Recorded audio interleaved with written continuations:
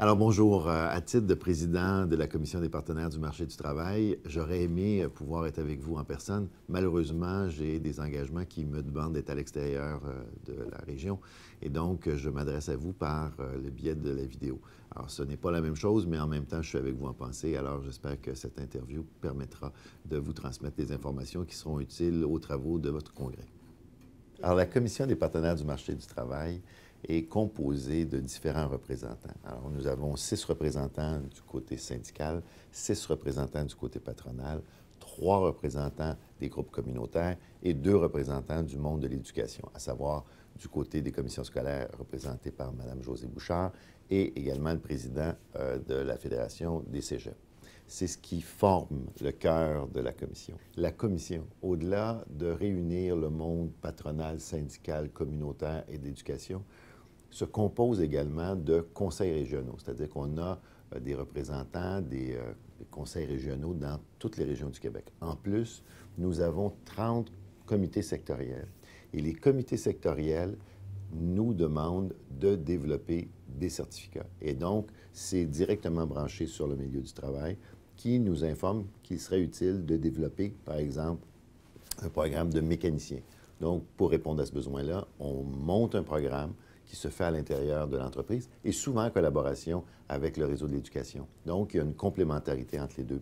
Maintenant, le rôle de la commission qui a été créée en 1997 est de conseiller le gouvernement par l'entremise de la ministre de l'Emploi et de la Solidarité sociale quant aux enjeux sur lesquels on devrait travailler pour améliorer les conditions du marché du travail.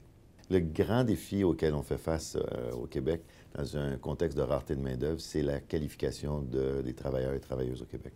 Donc, il y a tout un chantier qui doit être mis en place pour valoriser les compétences des gens qui doivent être formés d'un côté au niveau du système de l'éducation, aussi bien qu'à l'intérieur même des entreprises au Québec.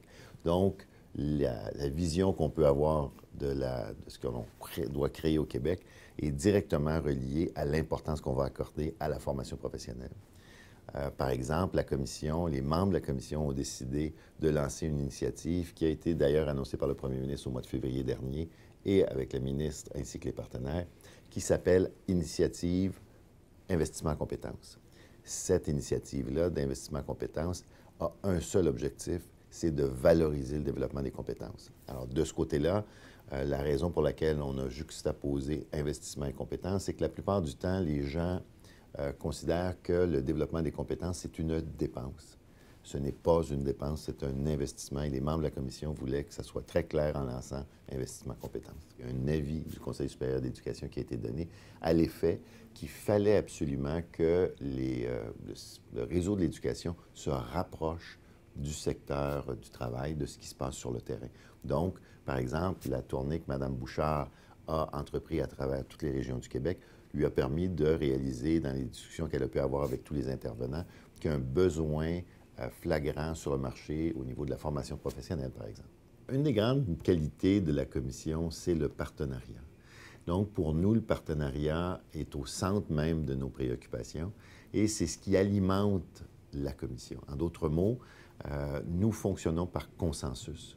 Alors, s'il y a un enjeu qui est déposé sur la table, les participants en discutent après l'avoir analysé et trouvent des pistes de solution. Une fois que la piste de solution est identifiée, c'est facile de pouvoir le mettre en application. Le meilleur exemple qu'on peut vous donner de ça, lors de la dernière récession, il est devenu clair à un moment donné que les entreprises allaient réduire leurs dépenses.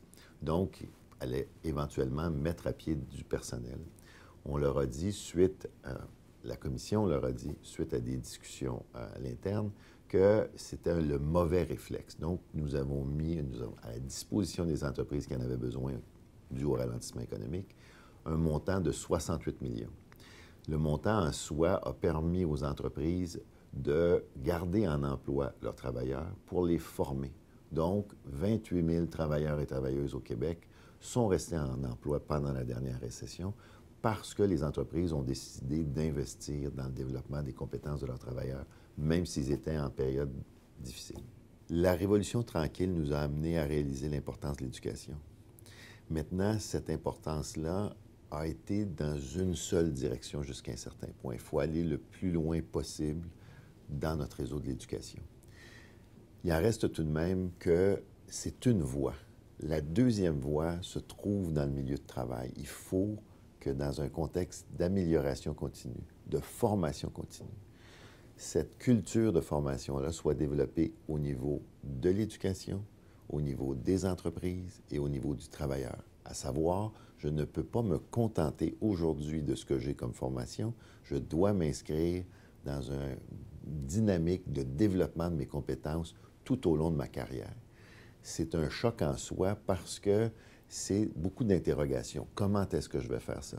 Donc, les deux réseaux, le réseau de l'emploi aussi bien que le réseau de l'éducation, doivent travailler en collaboration. Il n'y a pas de concurrence entre les deux.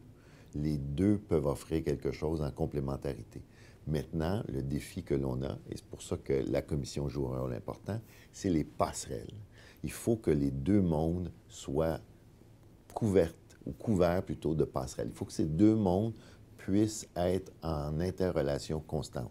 Si les entreprises ont besoin de formation, le réflexe doit être d'aller soit trouver à l'intérieur avec des professionnels de la formation à l'intérieur, soit aller dans le réseau de l'éducation pour faire les programmes nécessaires de formation. Ça se fait de façon courante, pas suffisamment sans doute, mais un des éléments qui est fort important dans cette dynamique-là, c'est que on est rendu à un niveau où il y a une valeur au développement de notre capital humain et ça ne doit pas être considéré comme une dépense, ça doit être considéré comme un investissement qu'on va faire tout au long de notre vie. En 1989, à Montréal, on a reçu le Mondial des métiers, qui est une compétition internationale de métiers.